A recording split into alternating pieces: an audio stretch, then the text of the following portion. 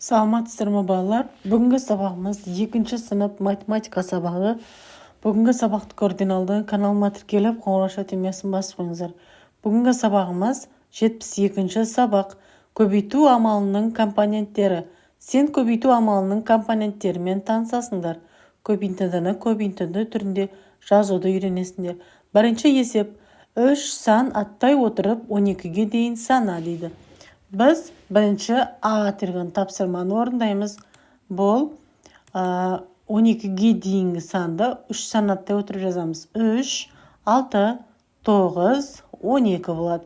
Ал келесі А тапсырмасында 4 санаттай отырып 24-ге дейін санаймыз. 4, 8, 12, 16, 20, 24 болады. Осылай санап жазып қоямыз сандарды балалар. Келесі екінші есебіміз: өрнектерді бірдей қосылғыштардың қосындысы түрінде жаз. Олардың мәнін тап. 4 көбейту 2 8, 5 көбейту 2 10 болады. 6 көбейту 3 18, 3 көбейту 3 9, 8 көбейту 4 32 және 9 көбейту 4 36 болады. Оны 4-ке 2-ні қосамыз 6 болады, 5-ке 2-ні қоссақ 7, 6-ға 3-ті қоссақ 9 болады, 3-ке 3 6, 8-ге 4-ті қоссақ 12 және 9-ға 4-ті қоссақ 13 болады. Көбейтін түрінде және қосынды түрінде жазып аласыздар.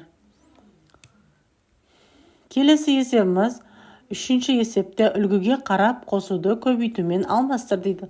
Үлгі: 4 қосу 4 қосу 4 тең 4 көбейту 3 дейді. Тең 12 болады. 4-ті 3 рет қосамыз деген мағынaya, яғни 4-ті көбейту 4, 4-ті көбейту 3 десек болады, немесе 4-ті 3 рет қосу десек те болады. Енді бізге 6, 9 және 7 сандар берілген. Оны көбейтінді түрінде жазамыз. Мысалы, 6 3 рет қосқан, бұл деген сөз 6-ны 3-ке көбейтеміз. 18 болады. Келесі 9 қосу 9, 9-ды 2 рет көбейтеміз. 18 болады. 7-ні 4 рет қосқан, яғни 7 көбейту 4 болады. 8-ді 3 рет қосқан, 8 көбейту 3 болады, тең 24 болады. 4 көбейту 3 түріндегі өрнекті көбейтінді деп атайды. Ал 4 және 3 көбейткіштер болады. 4 көбейту 3 тең 12 теңдік болады. 12 саны көбейтіндінің немесе өрнектің мәні. 4, 3, 12 көбейтудің компоненттері болады. 4 көбейту 3 теңдігін былай оқысақ болады. 4-тен 3 рет алғанда 12 шығады, немесе 4-ті 3-ке көбейткенде 12 шығады деп жазсақ болады. 4 пен 3-тің көбейтіндісінің мәнін 12-ге тең 4 санын 3 есе арттырса 12 шығады. Келесі есебіміз: 4-ші есеп: бірінші көбейткіші 4-ке, ал екінші көбейткіші 5-ке тең көбейтіндіні жаз. Қосу амалының көмегімен оның мәнін тап дейді.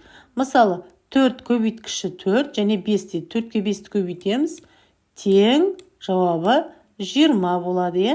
Ал оны біз қосу амалымен өрнекті толтырамыз. 4 көбейту 4 көбейту 4 көбейту 4. 4 қосу 4 қосу 4 қосу 4. Яғни бұл жерде 5 рет қосамыз. Мұнда қате болыпты. Қосу 4 болады, тең 20 деп осылай қосынды түрінде де жазамыз балалар. Келесі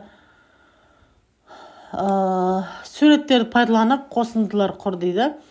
Бірдей қосылғыштардың қосындысын көбейтіндімен алмастырып, өрнектердің мәнін тап, қорытынды жаса дейді. Мысалы, мына жерде 3 көбейту 3 деп тұр, 3 көбейту 3. Мына бірінші элементті аламыз. Мына жерде тұрған 3 көбейту деп тұр. Енді бұл жерде біз 3 көбейту 3 деп аламыз, тең 9. Енді бұны қосынды түрінде жазамыз. 3-ті 3 рет қосамыз. Қосу 3 қосу 3 тең 9 болады. Ал келесі элементтер бізге оларды былай жазамыз. 2 2-ден 3 жерде тұр. Яғни 2-ні көбейтеміз 3-ке тең 6 болады. Ал бұны қосынды түрінде жазатын болсақ, қосуында амалымен. Қосу амалымен болсақ, 2-ні 3 рет қосамыз. 2 қосу 3, 2 қосу 2 тең 6 болады. Осылай көбейткіштердің орындарын ауыстырғаннан көбейтіндінің мәні өзгермейді. Бұл көбейтудің ауыстырымдылық қасиеті деп аталады. Келесі есебіміз 6-шы есеп.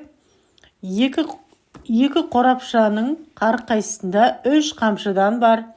Қорапшаларда барлығы неше қамшы бар? 2 қорапшаның әрқайсысында дейді. 2-ні 3-ке көбейтеміз, көбейткіш 2 және 3 болып тұр. 2 қорапшаның әрқайсысында 3 қамшы болса, 2 қосу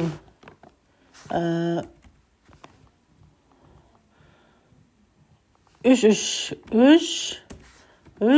қосу 3 деп бір. Яғни 2 қорапшада 3-3-тен тұр, 3 қосу 3 тең 6 дейміз.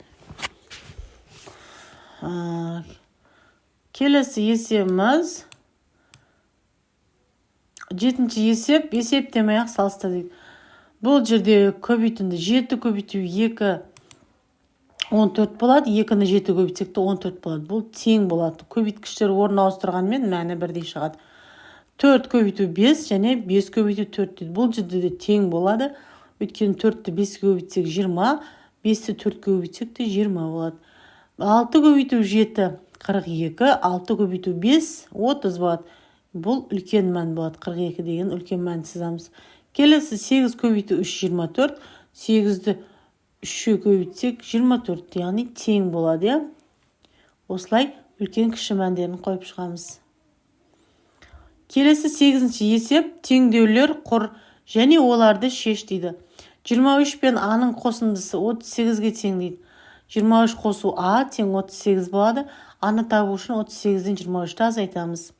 А тең 15 болады. 23-ті 15-ке қосамыз, 38 болады. 38 тең 38 болады. Келесі теңдеуімізде X қосу 24 тең 29 болады. X тең 29-дан 24-ті азайтамыз. X тең 5. 5-ті 24-ке қоссақ 29 болады. Жауап 29 тең 29 болады екен. Теңдеуіміз дұрыс шығады сол кезде. Келесі 9-шы есеп көбейткіштер 6-ға және 3-ке тең көбейтіндіні құр дейді. Қосу амалын қолданып оның мәнін тап дейді. 6-ны 3-ке көбейтеміз, көбейткіштер 6-ға және 3-ке тең дейді. 6-ны 3-ке көбейтсек 18 болады. Ал 6-ны 3 рет қосамыз. 6 қосу 6 қосу 6 бұл 18 болады. Бұл көбейтінді түрінде, ал мұнау қосу амал түрінде сандарды шығардық. Келесі 10-шы есеп жіпке 5 түйін түйілді. Қатар тұрған әрбір 2 түйіннің арасы 2 см. Жіптің шеткі түйіндерінің арасы неше сантиметр дейді. Мына түйіндер 1, 2, 3, 4, 5 түйін берілген. Соның аралары 2 сантиметрден екен. Мына 1 мен 2-ның арасы, 2 мен 3-дің арасы, 3 мен 4-дің арасы және 4 мен 5-дің арасы. Енді 2 сантиметр қосу 2 сантиметр, қосу 2 сантиметр, қосу 2 сантиметр. Бұл жерде 4 рет болып тұр. Сондықтан 2-ні 4 рет қоссақ 8 сантиметр болады. Немесе мұнда 2-ні 4-ке көбейтсек те 8 сантиметр болады. Жауабы жіптің шеткі түйіндерінің арасы 8 сантиметр болады екен балалар. Осымен бүгін сабағымыз аяқталды балалар. Каналыма тіркеліп алыңыздар, қоңырау түймесін басып қойыңыздар. Келесі сабақтарда кездескенше сау сәлеметте болыңыздар.